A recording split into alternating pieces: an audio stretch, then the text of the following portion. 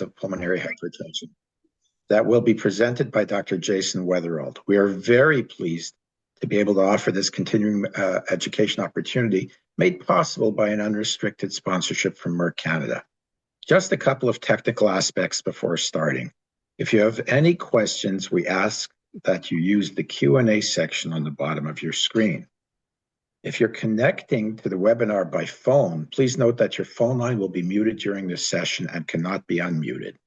Please note this webinar is being recorded and will be made available for viewing via the website www.expandcourses.com. You'll get an email to this effect in a couple of days. So let's do a quick introduction of our wonderful speaker today. Dr. Jason Weatherald is a professor at the University of Alberta in Edmonton. He's a respirologist from the Southern Alberta Pulmonary Hypertension Program at the Peter Lye Center. His research examines pathophysiology of pulmonary vascular disease, specifically gas exchange and pulmonary arterial hemodynamics during exercise. As a recent Canadian Vascular Network Bayer Fellowship recipient, his current research involves wave intensity analysis to describe right ventricular pulmonary arterial interaction in patients with pulmonary hypertension and chronic thromboembolic pulmonary hypertension. And with that, I'd like to begin today's presentation. Professor Weatherald, take it away. Well, thank you for the introduction, Dr. Langleben. It's a pleasure to be invited to speak with this audience today. The title of this talk is The Dyspnea Detective, Unraveling the Hidden Clues of Pulmonary Hypertension. And here's our agenda for today. We will go over the challenge of unexplained dyspnea, which is a very common problem in the population. And many of the people tuning in today will encounter people with this symptom. And then we will go over some interactive PH case studies, followed by some resources that can be accessed later on. First of all, just to present our disclosures, my disclosures are listed here in terms of relationships and funding with pharmaceutical industry, as well as for Dr. Langleben. You can see this below. Importantly, this disclosure of financial support for this webinar is listed here. This webinar has received support from Merck Canada as an educational grant provided to Respiplus, which is a nonprofit organization. In order to mitigate potential bias here, we will be following these guidelines. Importantly, we will not be making any specific recommendations of certain medications. Any treatments mentioned will be based on drug class only, unless there is only one agent in the class. So here are our learning objectives. So by the end of this webinar, participants will be able to describe the importance of a systematic approach to unexplained dyspnea, to reinforce the importance of considering pulmonary hypertension in different patient presentations, and then to use case-based learning to illustrate the key diagnostic tests and steps and management recommendation in different types of pulmonary hypertension.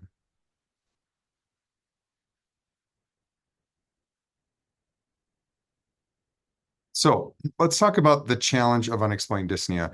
In this module, we'll explore dyspnea as a common and multifactorial symptom in clinical practice, and we'll also introduce why pulmonary hypertension is often overlooked in people with this symptom. We'll introduce you to pulmonary hypertension broadly in terms of its prevalence and the types of pulmonary hypertension, and I will go over an overview of the investigations that one can consider in a general environment practice. We will touch on some of the recommendations for treatment and management that are broadly applicable to non-pulmonary hypertension specialists and clinicians.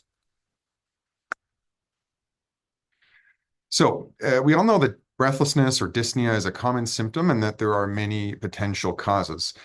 Studies have estimated that about 25% of Canadians will suffer from breathlessness, and it is often multifactorial, therefore it requires a systematic approach to the diagnosis. Dyspnea affects the quality of life of people who suffer from it, and it may indicate in some circumstances an underlying severe condition, including pulmonary hypertension. Dyspnea accounts for significant morbidity and necessitates a large amount of healthcare resource utilization. Why is pulmonary hypertension often overlooked as a cause of dyspnea? So the manifestations of pulmonary hypertension are protean. They're broad, they're not specific. They include symptoms like breathlessness, fatigue, and these overlap with much more common pathophysiologies and pathologies such as heart failure, lung disease, hematologic problems. And there's generally a lack of awareness and underuse of some of the screening tools, such as echocardiography, that can contribute to a delay in diagnosis of pulmonary hypertension. So first of all, I wanted to talk about what pulmonary hypertension is. So pulmonary hypertension is just an elevated blood pressure in the pulmonary artery of the lung. It is not a disease. Pulmonary hypertension is just like anemia. It's a manifestation, an abnormal lab finding that can be caused by many potential diseases. So if we think about all of the things that can cause an elevated blood pressure in the lungs, these are listed here in the figure on the left and the right. And when you look at how frequent these are, they're actually pretty common. So pulmonary hypertension broadly is very common in patients with heart failure, in patients with COPD, in patients on hemodialysis, as well as in patients with connective tissue diseases such as lupus or scleroderma. It is also pretty common in people who survive an acute pulmonary embolism. And it's estimated that if you look globally at the general population, the prevalence of pulmonary hypertension, all causes, is about 1%. The classification of pulmonary hypertension is illustrated nicely here on the right. So this is from the European Pulmonary Hypertension Guidelines. So there are 5 groups of diseases that cause pulmonary hypertension. There's group 1 called pulmonary arterial hypertension. This is a disease of the blood vessels, the small arteries in the lungs, and it's quite a rare condition, but this is a disease we don't want to miss because we have specific treatments for it. Most common is group 2 pulmonary hypertension, which is due to left heart disease, such as left ventricular failure or valvular heart disease. And almost as common is PH associated with other lung diseases. These include the common ones that we will see in practice, like COPD or interstitial lung disease. Slightly rare, but not that rare, is pulmonary hypertension due to chronic pulmonary artery obstructions. The most common disease in that category is CTEPH, or chronic thromboembolic pulmonary hypertension, which is a complication of pulmonary embolus. In group 5, we have a variety of multifactorial mechanisms and diseases that can cause pulmonary hypertension through poorly understood or various ways. This includes other lung diseases like sarcoidosis, but also diseases like hemolytic anemias and other systemic disorders. So again, the pulmonary hypertension is a very broad condition, and we need to evaluate patients to figure out what is the mechanism and underlying disease causing the elevated blood pressure in the lungs. So moving on, here is a basic algorithm for patients with chronic dyspnea. So if you've got breathlessness for more than 4 weeks, a simple history and physical may identify an obvious cause, and you can start your treatment and follow up and determine whether or not your intervention has been effective. It's when there's no apparent cause that we need to consider more broad tests that are evaluating these less common causes. And if a cause is found, then you can initiate treatment. So some of the common things that you might start with are a hematologic profile like a hemoglobin, certain biochemical tests to look for things like metabolic acidosis, which can cause breathlessness, thyroid function, and ECG, if available, natriuretic peptides such as the brain natriuretic peptide or NT-proBNP, a chest X-ray, and pulmonary function tests. These are the most widely available initial tests that can be considered for a patient with breathlessness. When you don't have an obvious cause, you may need to consider some of these secondary investigations, or when your initial management strategy has been ineffective and it's not apparent what the cause is, you need to consider some of these other tests. And these include echocardiography and a high-resolution CT scan of the chest, as well as some other tests that we'll touch on later in the webinar. So here's some recommendations for the diagnosis and treatment of unexplained breathlessness. So you may need to determine the etiology with both non-invasive and invasive tests. And this is really important for the diagnosis of pulmonary hypertension that we'll get to later. The treatment of pulmonary hypertension depends on the diagnosis. So the medications or certain therapies that we have are specific to the group. So a systematic diagnosis and a proper diagnosis is really essential. For example, in patients who have group 1 pulmonary hypertension, that rare condition, PAH, we do have advanced therapies such as endothelin receptor antagonists, phosphodiesterase type 5 inhibitors, or prostacyclin analogs. And these are vasodilators predominantly that can drop the blood pressure in the lungs and help patients feel better. If you have group 4 pulmonary hypertension due to CTEPH, you may be considering surgery or even other interventions such as angioplasty in the lungs. In the most common types of pulmonary hypertension, like PH due to left heart disease or lung disease, really treatment is directed at the underlying cardiac or pulmonary causes. But there, importantly, across all of these conditions, there are interventions such as rehabilitation, which have been proven to be effective in improving symptoms and quality of life, as well as when hypoxemia is present, we may need to initiate long-term oxygen therapy.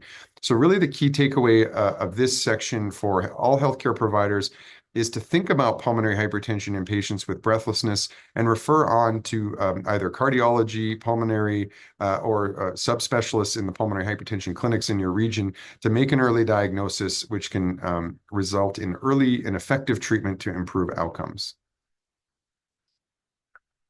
So let's start in this next module with some interactive PH cases. So we're going to go over 3 situations which are reasonably common in my clinic, but maybe less common in your clinic. But I'll talk about some of the red flags or pearls that may help you identify these diseases in people who are at risk and who have unexplained dyspnea.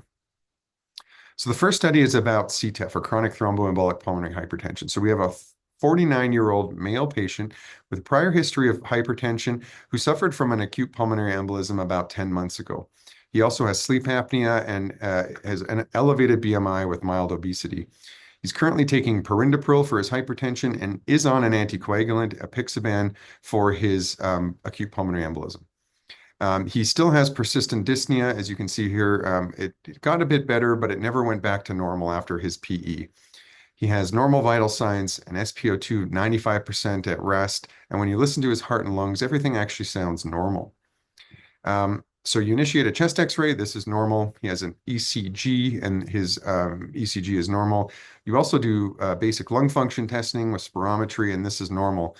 So are there other investigations that you could consider, and what do you think could be going on in this patient with persistent and unexplained breathlessness with a recent pulmonary embolism? So to me, the red flags here are a prior history of venous thromboembolism. We should always be considering this. Not everyone who has breathlessness after a PE has CTEPH, but it is certainly the diagnosis that you need to exclude when people do not get better with appropriate treatment. So the next tests that we consider are an echocardiogram. This is an ultrasound of the heart that can help estimate the blood pressure in the lung, really by estimating the right ventricular systolic pressure, but it can also give us a lot of information about the function of the right side of the heart and whether or not those chambers are dilated. Importantly, a nuclear medicine scan called a ventilation perfusion scan is the treatment of choice to rule out CTEPH. It is more sensitive to say CTEPH is not present. But if the VQ is positive, you also need to do a pulmonary angiogram, so CT scan. This is needed to confirm the diagnosis of CTEPH, but it also gives us important information about what the best treatment is for that patient. Ultimately, many of the patients that go through this workup need something called a right heart catheterization, which will confirm that the blood pressure in the lung is elevated. It will tell us why is it elevated, and it gives us important prognostic features that help us determine the risk of certain interventions, such as surgery or medical therapy. So in this particular patient, again, this 49-year-old male, you get a echocardiogram that shows that the left ventricle appears normal, but there is an elevated estimated blood pressure in the lung. The systolic pulmonary artery pressure is estimated at 65 millimeters of mercury. And just for reference, the normal values are about 35. You do a ventilation perfusion scan, and this shows multiple perfusion defects in the lung. So this means there are multiple areas of the lung that are not getting proper blood flow. And in the older, we call these planar VQ scans. What happens is the patients inhale a radiotracer, and then you inject a radiotracer, and you look at how well ventilation is matched to perfusion in the lung. So this is different angles of the lung with ventilation, and you can see that on the right and left, from top to bottom, the deposition of this radiotracer is pretty uniform. You have an abnormality right here from the heart. That's normal to see. There's no radiotracer being breathed in there. And then when you compare the same perspective for perfusion, you have almost absent perfusion here on this side, where you have pretty normal ventilation there. So these are perfusion defects. That means that there is inadequate blood flow to these regions of the lung. And when you do what's called a pulmonary angiogram, this is kind of like a coronary angiogram, but it's in the lungs. You inject dye. What you see here is that there's dye in the right main pulmonary artery and almost no dye peripherally. So there's multiple blockages here. There's no blood flow going to the right lower lobe. There's minimal blood flow going to the right upper lobe. This is consistent with chronic pulmonary artery obstruction, such as CTEPH. So this is a treatment algorithm for CTEPH. Really what you need to do is ensure that the patient is on a blood thinner to prevent things from getting worse. These people are prone to having rethrombosis. And what is essential is referring this to a multidisciplinary team that can look at these images and determine whether or not a patient is a candidate for surgery. If a patient is a candidate for surgery and they don't have other medical conditions that would make surgery prohibitively risky, then the treatment of choice for all patients is something called pulmonary thromboendarterectomy. If patients undergo this surgery and they still have symptoms in pulmonary hypertension, you can consider other treatments such as PH medical therapy, balloon pulmonary angioplasty, and if that's not successful, in rare circumstances, patients are considered for lung transplantation. In some cases, the chronic clots are too far away from the large pulmonary arteries to get at with surgery, and these people are considered for angioplasty in expert centers, and they may also be considered for medical therapy with vasodilators. Surgery is important. As I mentioned, it is important to consider all patients for surgery, and it has to be done in a center with adequate skill. This is a big operation where surgeons meticulously remove this fibrotic and thrombotic material from the pulmonary arteries on each side, and they have to do it relatively quickly. This is an open heart surgery that's done on cardiopulmonary bypass, but they actually have to shut the bypass machine off when they do the endarterectomy so that they don't get bleeding and they can actually see what they're doing. And so this is done with a large anesthetic team. Patients are cooled off. It's a really big operation. Nevertheless, it's highly effective in the right patients. There's a potential for cure, and 90 to 95% patients are markedly better after surgery. And so this is what happens here. So you can see this cartoon of a surgeon taking out this blockage in the left pulmonary artery. And this is an image of what it looks like when you take it out. So this is the right side. You have all of this thrombotic and fibrotic material in the right pulmonary artery, the right lower lobe, and here on the left that they've debulked and they've taken out. And you can imagine that blood flow is much better once you've taken out that obstruction. This is a survival curve that shows what are the outcomes of this pulmonary endarterectomy surgery. So the red line are people who undergo surgery. The blue line are people who did not undergo surgery. And this is their cumulative survival over time. So you can see there is an upfront risk from the surgery, but patients who undergo surgery have excellent long-term survival. Whereas if you aren't a candidate for surgery or don't go through the surgery for whatever reason, when you look out near 4 or 5 years, the survival starts to drop dramatically. And in expert centers with a lot of experience, the operative mortality rates have dropped substantially from about 12% to less than 4%. And even in some centers, it's 1 to 2%. So the surgery itself, although big, is the best treatment in patients who are candidates.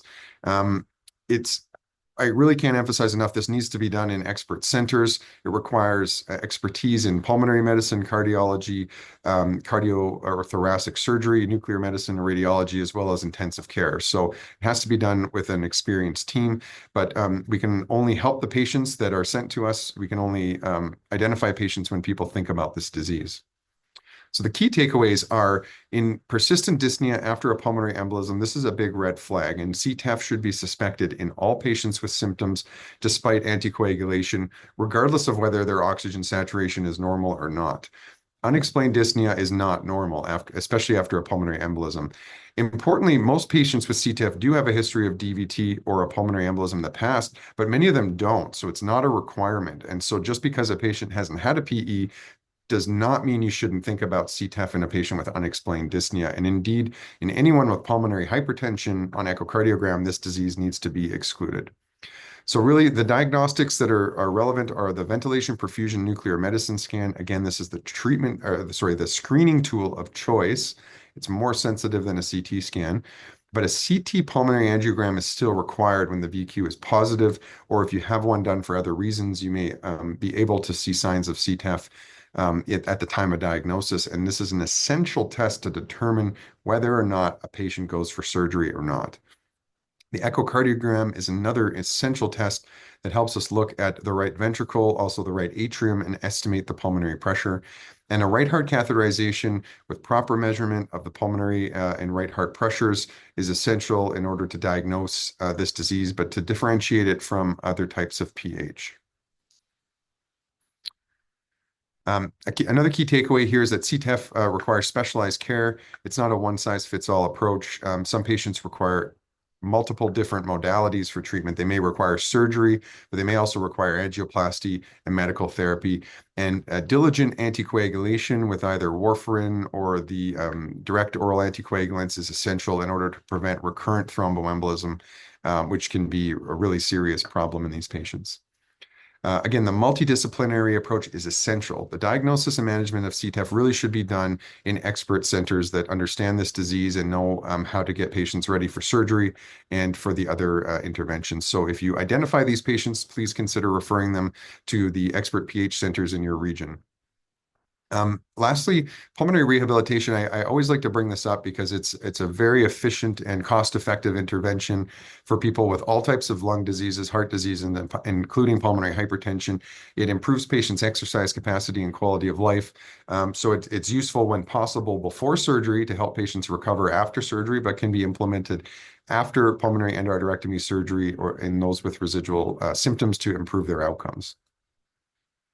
So moving on to our second case, I want to talk about pulmonary arterial hypertension. This is really one of those unicorn lung diseases. It is rare, but if you see it, you really don't want to miss it because of the poor outcomes for patients with this disease if you don't treat it early. So this is a 62-year-old female patient who had a previous diagnosis of asthma in childhood, who has had gastroesophageal reflux and a long-standing history of Raynaud's disease. The patient's on nifedipine for the Raynaud's, and they're also on omeprazole for their GERD. The patient has had normal vital signs at rest. Their oxygen saturation is normal, and cardiopulmonary auscultation is also normal. She presented with mild breathlessness that then progressed over 6 to 12 months. Again, this history of Raynaud's and GERD, but these are both well controlled with that therapy. The chest X-ray is normal, the ECG is normal, and you do a comprehensive pulmonary function testing, and the spirometry is normal, but there's a mild reduction in the diffusion capacity for carbon monoxide. So what further investigations would you consider, and what's going on in this patient? So the red flags here are the risk factors of a potential underlying connective tissue disorder. You've got a patient with longstanding Raynaud's and GERD that may suggest an underlying disease such as scleroderma, but they also have unexplained dyspnea. You do these initial tests, and really all that comes out is this mildly reduced DLCO with normal spirometry. And the symptoms are really out of proportion to your physical examination, and the patient has normal saturation. PAH typically, but not exclusively, affects females who are kind of in their middle-aged years, like 40s, 50s, 60s. And it is a rare disease, but we need to be thinking about it. So if I was examining this patient, I would look very closely at their hands for signs of skin thickening or abnormal nail bed capillaries. You would want to look for ulcerations on the fingers. You would want to order an echocardiogram as soon as you can, because this is really the best test to estimate pulmonary pressures and to look for right ventricular dysfunction, which helps us really triage how fast a patient needs to be seen in our expert centers. You do a ventilation perfusion scan because, again, you never want to miss CTEPH. You want to rule out CTEPH. And then you want to do some other blood work that may look for risk factors for pulmonary arterial hypertension, such as an ANA, an extended antibody panel, and an HIV test. We often will do an abdominal ultrasound to look for liver disease and portal hypertension, which can cause a rare type of pulmonary arterial hypertension. And it can also cause things like anemia, which can also cause the low or explain the low diffusion capacity. So here's the physical exam for this patient. So they do have some telangiectasias. These are little red spots on the skin that are associated with connective tissue disease. You do an echocardiogram, and this shows enlargement of the right ventricle relative to the left ventricle, as well as dilation of the right atrium with a normal left atrial size. So this really tells you that this is a lung problem. This isn't a left heart problem. And the pulmonary artery pressure is elevated in this patient at 76. Again, the normal range is probably around 35, 37. The VQ scan in this instance is normal, so there are not chronic blood clots. And you send this patient for a right heart catheterization, and this shows pulmonary hypertension. So this is what waveforms look like in a pulmonary artery catheter with an elevated pulmonary pressure with a mean pressure, which is about the average pressure somewhere in the 50s here. So this patient has pulmonary arterial hypertension, and we have several potential treatment options for these patients. So just to review, this is a disease of the blood vessels, the small arteries in the lung, where they get quite thick and they're blocked, and blood flow is difficult throughout the lungs. So there are multiple mechanisms of this disease, including vasoconstriction, abnormal proliferation of the vessels. But really, this slide is to hammer home that we have 4 potential pathways now that are approved in Canada that we can target. We have the nitric oxide pathway, the endothelin-1 pathway, the prostacyclin pathway, and newer is this TGF-beta pathway, where we have drugs called activin signaling inhibitors. We have parenteral and oral prostacyclin analogs. We have endothelin receptor antagonists, and we have phosphodiesterase inhibitors and SGC stimulators that target these pathways to help dilate in pulmonary blood vessels, to slow the progression of the remodeling, ultimately improving symptoms. So key takeaways from this case. Early identification of PAH requires us having an index of suspicion and recognizing the clues. They have breathlessness that's out of proportion to their physical findings or pulmonary function tests. This is really a key indicator. They may or may not have a risk factor. Many patients have what we call idiopathic pulmonary arterial hypertension. That means there really is no underlying disease that causes it. But in people who have connective tissue diseases or features of them, such as Raynaud's phenomenon, digital ulcerations, or telangiectasias, these little abnormal blood vessel growths on the skin, these are red flags and should make you think about pulmonary arterial hypertension, or at least prompt a referral to an expert that can evaluate patients for these diseases. Again, the systematic diagnostic approach to unexplained dyspnea is essential.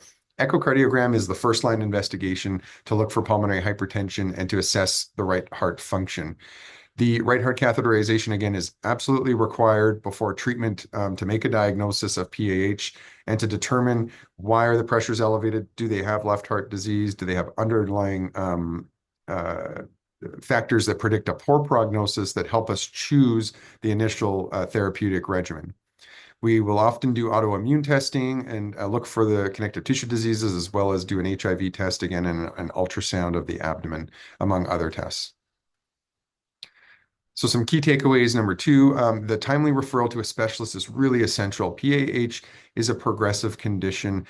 If you don't treat these patients, their survival is really limited. Data from before we had effective therapies suggested that the average survival of a patient with PAH was about 2.5 years. So that's worse than most cancers. If we identify these patients and we get them on treatment, survival is much, much better in the modern era.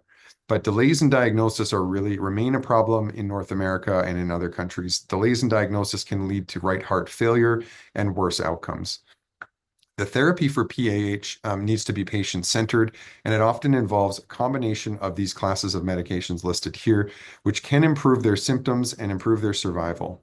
Another important aspect of managing these patients that is an ongoing collaboration between the experts and primary care is, especially in females of childbearing age, is contraception, because some of the PAH medications are teratogenic, and we know that when people with PAH who get pregnant, when this happens, that there's a very high risk to the mother as well as the fetus. So we need to be talking to them about we need to be counseling them about pregnancy, and also helping manage them very closely if they do get pregnant. Again, comprehensive supportive care. This is really essential. And this is, again, done in collaboration between experts like myself and Dr. Langleben and their primary care team. We need to vaccinate patients to prevent things like influenza and pneumonia. In their hypoxemic, even with exertion, we try to get them oxygen therapy, which improves their symptoms and function. We have to manage diuretics and watch their renal function to help manage edema. So we really need to have a holistic and collaborative approach to these patients. Again, pulmonary rehabilitation proven to be effective in this disease in terms of improving symptoms, function, and quality of life. So lastly, let's talk about pulmonary hypertension in the context of patients with COPD. This is group 3 pulmonary hypertension due to lung disease. So we have a 63-year-old male patient who has a history of hypertension, obesity, and is an ex-smoker with a 40-pack year history, but he quit 5 years ago. He is appropriately treated with triple therapy with a long-acting muscarinic, a long-acting beta agonist, and an inhaled corticosteroid, as well as being on perindopril for his hypertension. So this patient presented with dyspnea for several years. He's been deteriorating over the last year with declining exercise tolerance. And when you examine this patient, there are no skin abnormalities. The SpO2 is borderline on room air at 91%, and he has pitting leg edema. You listen to his heart and lungs, and there's just distant heart sounds, but there's no crackles in the lungs. So here you've got signs and symptoms of right heart failure with peripheral edema, but you've got clear lungs, no signs of left heart failure. So the chest X-ray just shows hyperinflation without pulmonary edema. On the ECG, you may see some enlarged P waves, and you may see a right ventricular strain pattern. And when you do the pulmonary function testing, this patient has a severe obstruction with a FEV1 that's 45% predicted, as well as a normal TLC, but also a very low diffusion capacity for carbon monoxide. So in this circumstance, what's going on? What further investigations should we consider? Well, to me, the red flags in this case are you've got progressive dyspnea despite optimal management of the COPD, and these symptoms are kind of out of proportion to the lung disease. You've got FEV1 of 45%, but it's not 20% predicted. The patient just has borderline hypoxemia, and the PFT abnormalities show really a disproportionately low DLCO. So this patient may be at risk of cor pulmonale or right heart failure due to his underlying lung disease. And so we want to do an echocardiogram to evaluate the right ventricle as well as to look for elevated pulmonary pressure. Again, always do a VQ scan if the patients do have pulmonary hypertension, because people with lung disease can get other problems. They can get CTEPH. They can also get acute pulmonary embolism. So we want to look for reasons why this patient has gotten worse despite treatment of the COPD. So in this case, we've got an echocardiogram that shows a normal left heart, but an estimated systolic pulmonary artery pressure of 76 millimeters of mercury. The VQ scan shows normal perfusion, probably would show abnormal ventilation consistent with the underlying airways disease. So pH in chronic lung and left heart disease is complex. It's multifactorial. It's more than just hypoxemia and low oxygen or pulmonary venous congestion in the context of left heart disease. Their elevated CO2 can affect the pulmonary blood vessels. Chronic hypoxia can cause remodeling in the pulmonary arteries, which then leads to pulmonary hypertension. These patients may get polycythemic, so they have an elevated hemoglobin, and this increases blood viscosity, which causes higher pressures. And they may also, even in patients with lung disease, they may have concurrent or comorbid left heart disease, and that gives elevated pulmonary venous pressures. All in all, these multiple factors, multiple mechanisms can lead to elevated pressure in the lung, which causes strain on the right side of the heart and endothelial dysfunction, inflammation, and this causes right heart failure and worsening symptoms. So it's complex, it's multifactorial, and it is associated with worse outcomes in people with COPD. So how do you treat these patients? Well, the cornerstone is to optimize their COPD management. If they're smoking, you need to focus on smoking cessation. You need to prevent them from getting worse with vaccinations such as influenza and pneumococcal vaccination. Optimize bronchodilation.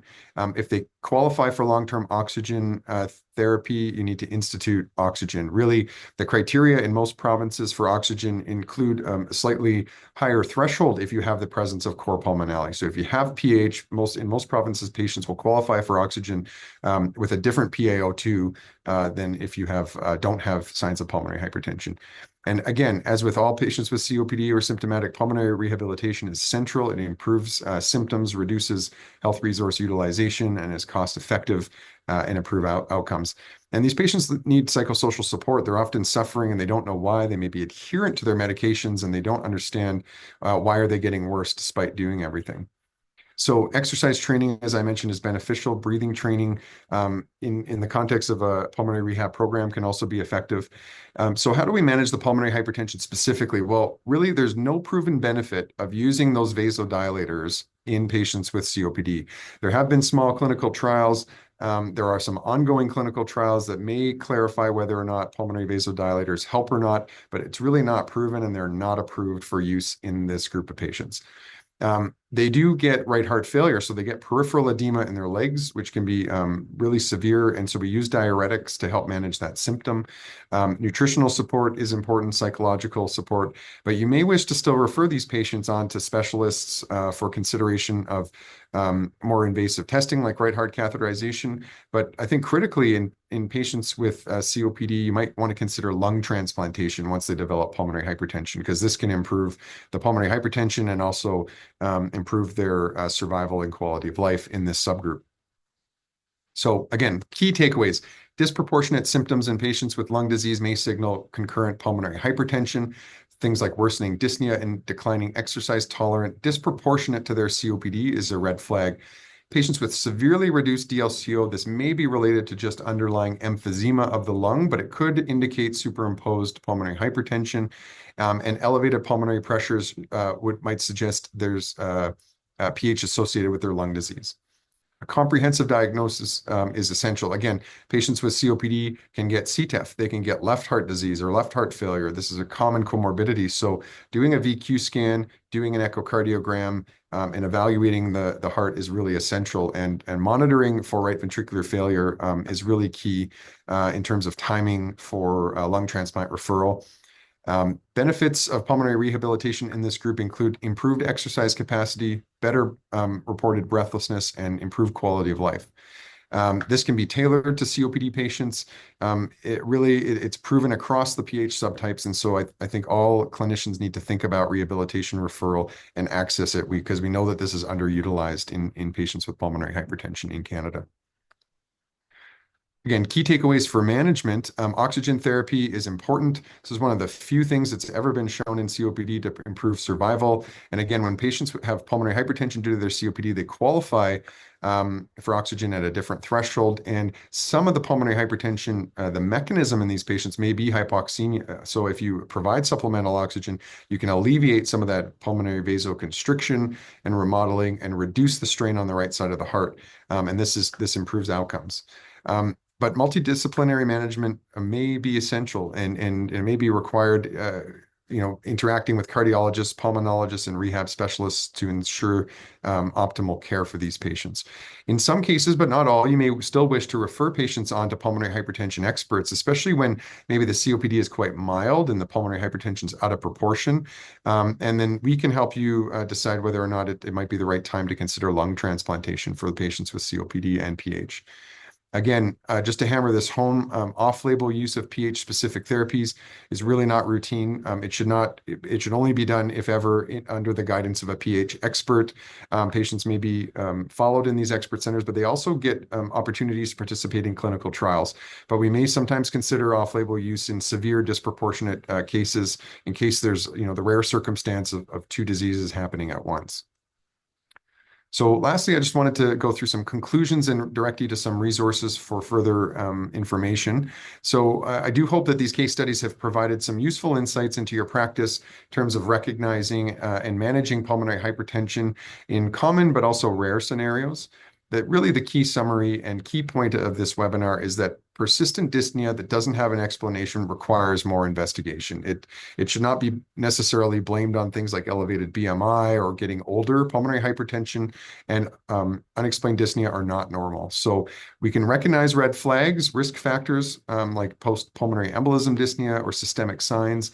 But really thinking about pulmonary hypertension is the first step to diagnosing pulmonary hypertension. And when you have any uncertainty, consider referral to the specialized centers that are available in your province, and because this really does improve patient outcomes and it helps them get a diagnosis. So lastly, for some additional resources, you can visit the Respiplus website here and navigate to the pulmonary hypertension section, or you can scan this QR code that will take you directly to this section. This includes an updated pulmonary hypertension report, and it has resources such as the Pulmonary Hypertension Association of Canada, the Family Physician Airways Group of Canada, and the Canadian Thoracic Society. And lastly, again, this report, as well as this webinar, was sponsored by Merck Canada in collaboration with Respiplus and some experts from across the country. And I just wanted to thank you for your attention. If you have any further questions, please contact Respiplus at this email address, and I will open it up to any questions or discussion at this point. Thanks very much, Jason. Those are Lovely cases and really an excellent discussion. I'm going to open up the questions. There are no open questions presently. Please do ask your questions. Maybe I'll begin with a question while we're waiting. The previous respirology literature supported 18 hours a day of oxygen for COPD, and there was actually recently a paper in New England Journal saying that you didn't need 24 hours. One of the constant discussions I have with our oxygen resources is that I feel our PH patients are different, and that they really do need 24 hours a day of oxygen if they're hypoxemic. Could you comment on that, maybe? Yeah, I think it's unique to the patient, but I think my answer would be is that I try to focus on the patient and that what's going on in their life and try to make the therapy patient-centered. So I think in general, more is better, but it's really hard to live a normal life and do things being on oxygen all the time. And sometimes, although the oxygen's a very effective therapy, it's also a barrier to them living their life. And so I think that recent paper actually helps a bit in patients with lung disease. It takes some of the blame off of them. It helps, liberate them a little bit to say that, as long as you're using it most of the time, you're getting a benefit. But I think in patients with PAH, it's a bit of a different story because in that case, oxygen is not really the cause of PAH. It's a consequence of the blood vessel disease. And so you're using oxygen as a treatment. And there's less, where I practice, there's always a battle in getting oxygen funding for these patients because most of the time their oxygen saturations and PaO2 is actually normal at rest. It's when they exercise that it drops, and it can drop precipitously and severely. And hypoxemia is a contributor to their breathlessness. And so using oxygen almost always helps them feel better, and it allows them to do more. And there are randomized controlled trials that show that using oxygen in patients with PAH helps them exercise harder and longer and improves their symptoms. So we know that it's effective, but getting it funded may be problematic in certain areas. I think that in patients with COPD, though, it's a bit of a different story because the hypoxemia may be a driver of their pH. And I think, using it as much as possible is really essential. But I do try to, I empathize with patients in that it is really hard and it's somewhat of a barrier to them getting out sometimes. But yeah, I hope that answers your question. Yes, Really, it does. Thanks. So we have a few other questions now. The first one: does a normal echocardiogram completely rule out PAH? Oh, great question. There was a study that looked at this in patients with scleroderma. So patients with scleroderma are at risk of getting PAH, and they systematically echoed every patient, and they also systematically cathed every patient. What they actually found was that in that at-risk group, there were about 30% of patients who had PH at cath had a normal echo. So it isn't 100% at ruling it out, but it's the best screening test we have. So the reason why echo isn't perfect is that in some patients, you can't actually estimate the pulmonary pressure. So there may not be enough tricuspid valve regurgitation to estimate the pressure. And so I think from the clinician's perspective, it's important to look at all of the echo variables. If I'm not a cardiologist, so I don't look at the images myself that much, but I look at the report and I look for other clues. Is the right atrium dilated? Because that's not normal. There's another variable that's usually reported now called the pulmonary artery acceleration time. And when that's low, when it's less than 100 milliseconds, that also suggests high pressure. And you can get that even when there's no tricuspid regurgitation. So just make sure that when you're saying an echo is normal, that it's actually all normal. Just because they say the pulmonary pressure is normal or not measurable doesn't always mean it's not, especially in people with risk factors. So sometimes it requires repeating the echo, or if you have a high index of suspicion, referring on to an expert, because I will say there's several instances I've seen patients that did have pulmonary hypertension with normal echoes. There may be other clues like the low diffusion capacity. On a CT scan, their pulmonary artery may be enlarged. So there's other things. Really, the end to that answer is make sure that we're looking at everything. It's a multi-dimensional assessment. Yeah, I agree. We've asked our echo lab, we've presented them with a long list of secondary signs that we asked them to look for. Here's another question. For PH patients who come to pulmonary rehab, is there any specific education we can give to them? Is pursed lips breathing beneficial to them as it is for COPD patients? That's a great question. They are different. So the mechanisms of their exercise intolerance are different than COPD patients. So COPD patients have a lot more mechanical limitations to breathing because of dynamic hyperinflation. And that's what's pursed lip breathing is thought to help. It actually is kind of creates like a little bit of positive airway pressure that helps reduce dynamic and hyperinflation and slow down their breathing.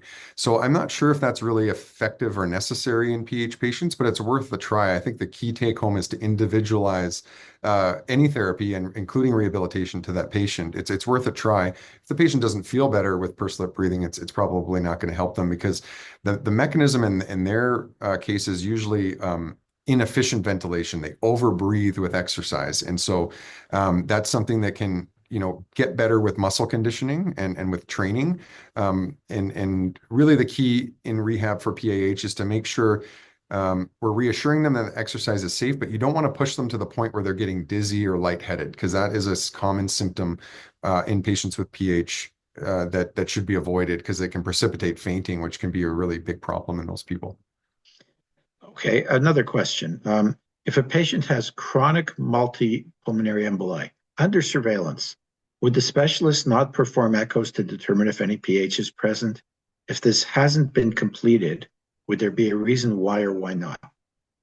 I guess in someone who has chronic pulmonary embolism, I would always do an echo to see if they have elevated pressure. It's similar to the previous question. It's not 100% effective, or I should say sensitive in ruling out pH. But what I do in those patients with chronic PE, it depends on how they feel. So interestingly, if you just follow a bunch of people with pulmonary embolism and rescan them, a lot of people still have positive VQ scans. They have unresolved perfusion defects, but they may actually have no symptoms and they may have no pulmonary hypertension. We call this chronic thromboembolic pulmonary disease. They don't have pulmonary hypertension. It still remains unclear what to do with these patients. I follow them, but if they don't have symptoms and they don't have an abnormal echo, it's really unclear as to whether they need anything done other than follow-up. And one recent study from the UK suggests that most of these patients don't progress on to getting CTEPH. They either have CTEPH or they don't, but a lot of these patients don't get it. And so what really matters is the symptoms in that case. I wouldn't order a right heart catheterization necessarily in a patient with no symptoms and a normal echo. Even if they had chronic blood clot, I would just continue anticoagulation and follow them for the development of symptoms and repeat an echo periodically. Yeah, I think the lung circulation has tremendous reserve, and you can block a few branches and it doesn't much matter. Yeah. Patients with CTED that are symptomatic can be, we sometimes do this more deeply evaluated with exercise studies, both CPET and also exercise caths, to see whether they're getting pulmonary hypertension and exercise. That may be the cause of their dyspnea. But yes, I agree. Most CTED patients do very well, very long. Are there any more questions? Let me see. Yes, okay. What role can diet play in management?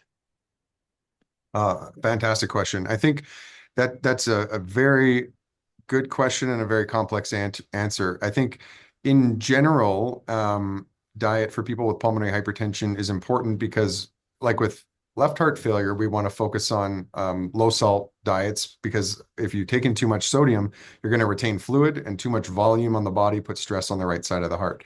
There are, other than that, I would say generally a normal healthy diet, with enough nutrients that's needed. But there's some really interesting research going on in different dietary supplements and strategies in pulmonary hypertension, because pulmonary hypertension, the PAH, is actually really complicated, and there's some metabolic abnormalities in this disease that may be amenable to certain dietary interventions. There's a group in Minnesota that's looking at intermittent fasting and then different types of diets that may affect the metabolism of the right side of the heart and even the blood vessels in the heart. So I would say, specific diets or specific nutritional interventions are under investigation, but the general approach would be, low sodium, generally a healthy diet that would help patients, maintain their weight. We don't want patients getting overweight because that puts additional stress on the cardiopulmonary system and may exacerbate their symptoms.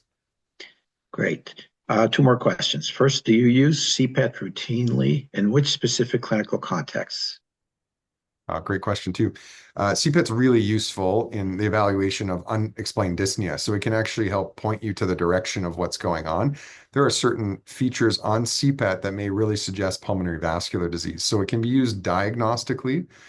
It is also helpful in another specific circumstance where people may have some pulmonary vascular disease with a normal echo, but when they exercise, they get pulmonary hypertension and it pops open a patent foramen ovale, and people start to shunt during exercise. So they get precipitous hypoxemia, and you may only uncover that on an exercise test. So there are certain circumstances where it's really helpful to make a diagnosis for their dyspnea. It's also useful in the prognostication of people with established disease. So there are features on CPET that help tell you what someone's risk is. Things like the VO2 max, the VE to VCO2 ratio. These have prognostic significance in CTEPH and PAH, and it can help you follow how effective an intervention is. Did pulmonary thromboendarterectomy really help this person's exercise capacity? In a lot of patients, especially our young patients, their submaximal exercise is reasonably normal. They may be able to walk okay, but they're still symptomatic. And CPET can really help you push the cardiopulmonary system and tell whether or not an intervention has helped them. As Dr. Langleben alluded to, there's also invasive CPET. So you can exercise someone during a right heart cath, and that gives a lot of more detailed information about what's going on with somebody. So I think it serves multiple purposes when you can get access to it in a timely manner. Great. 3 more questions popped up, so we're going to do a shotgun a bit. Is TPA an alternative for treatment of CTEPH instead of embolectomy? Great question. CTEPH is different than acute clot. So TPA is a fibrinolytic treatment, and CTEPH isn't really clot anymore. When we look at the specimens, the pathology of what we remove from the pulmonary arteries, there's some clot, but it's really fibrotic. It's scar tissue at this point. And that's why even anticoagulation doesn't, once CTEPH is established, blood thinners don't help the disease go away. It prevents it from getting worse with new clots, but fibrinolytics would not help with established CTEPH because it's really hard now. It's like a scar tissue inside, and they need to strip the inner lining of the pulmonary artery, the intima, with all of the clot and fibrosis to take it out and get it out of the way. Fabulous. Have you seen or still see post-COVID cases? I have been seeing some, and I saw a lot around the time of the big waves of COVID, and it's a really interesting phenomenon, and really some people have studied this, and we I think as a community thought that COVID, because we knew it affected the pulmonary blood vessels in the acute phase, like in really critically ill patients, it was causing endothelial dysfunction and thrombosis in the lungs. We thought we were going to see an absolute epidemic of CTEPH, and it turns out we really didn't. So it's really a different condition. We had some hypotheses that COVID would cause, microvascular disease and maybe even mild CTEPH that wasn't apparent on CT scan, but we've done a study that's still ongoing here in collaboration with people in Toronto, and then there was a study in the US that found that it really doesn't.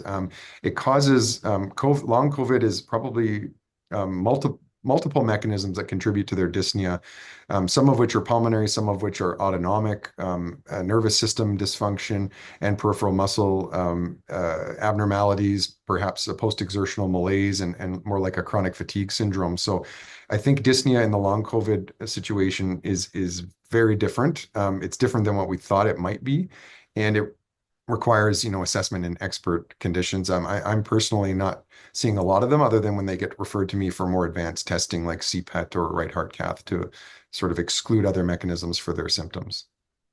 Thank you. Last question, and we have about 3 minutes. Okay. Dyspnea with negative tests, what next? I think it depends who you are. If you're a general practitioner or an internist, I think asking for another opinion from a cardiologist or a pulmonologist is always a good idea. If you are a pulmonologist or a cardiologist, I think always still, it could be pH, and it depends on some of the risk factors, and it also depends on the patient. It depends on how bothered they are and what sort of risks they're willing to accept. There are some experts in Canada who will do exercise, or they'll do right heart cath, and they'll do exercise right heart cath as a test for unexplained dyspnea when everything else is normal, and it may provide insights into what's going on with that patient. And I've done this in the past, and it does give some useful information. Sometimes gives a specific diagnosis in a patient, like something like preload insufficiency or exercise pulmonary hypertension that might just be early manifestations of the real disease of PAH. So always refer, the expert centers that deal with PAH and CTEPH, we are happy to see those patients. Most of us, it may be a longer wait time to get in to see us because we're dealing with urgent referrals, but please don't hesitate to send on and ask for help in those circumstances. Thanks. That was a great answer.